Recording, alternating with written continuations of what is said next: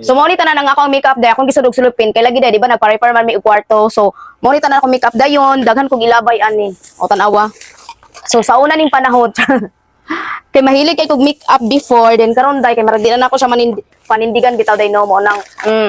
di ba kalat is the key. Oh. So ako na ni siyang pilian day kay ako na siguro ni siyang ipanghatag ang uban. Dayon daghan kag mga product nga may naani day. Para ni sa lips day nga ipilit sa imong lips day skincare day ba day kani day mga mas unsa pa ni diri day daghan man kay kog kon day no makeup kani nga mga palit day wala ko ni siya nangagamit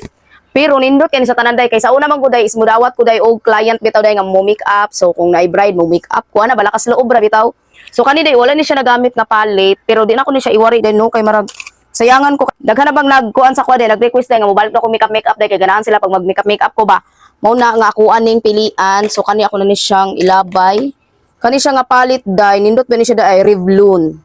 kinatag ni siya sa kuha day gikan sa gawas pero dili na ni nako magamit day kay di na ko gana siyang baho ako na ni siya ilabay kani ako ang mga contact lens grabe kadaghan ako contact lens day no dili ba kompleto imong pagkapiling gwapa day wa contact lens pero goodbye ilabay na ko ni o diba daghan ko mga makeup diri day kani day original ni siya nga naked actually ganan kay ko mo gamit ani day especially ang kani mga black color so ang uban na day nga tangtang na day nga bulag na so original day nindot kani siya day kani Hello Beautiful gikan ni siya Dubai diba daghan kay siya color nga shade blush on contour kompleto ni siya napay brush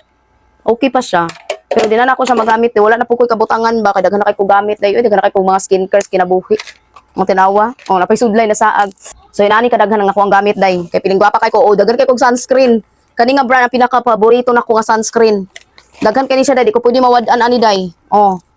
kan ko mga sunscreen day imutahan ako ban kay Bilo kaning Bilo adi kay ko ani sa una nga brand so ganan kay ko mo gamit ang ilang tinted sunscreen or ang ilang sunscreen so perfect yun kani siya gamiton ganan kay ko mga Kimyos tanan day daghan ko mga lain-lain brand ani ha pero ato na siyang pilian ug ako ana ning ilabay ug mora tunubay oy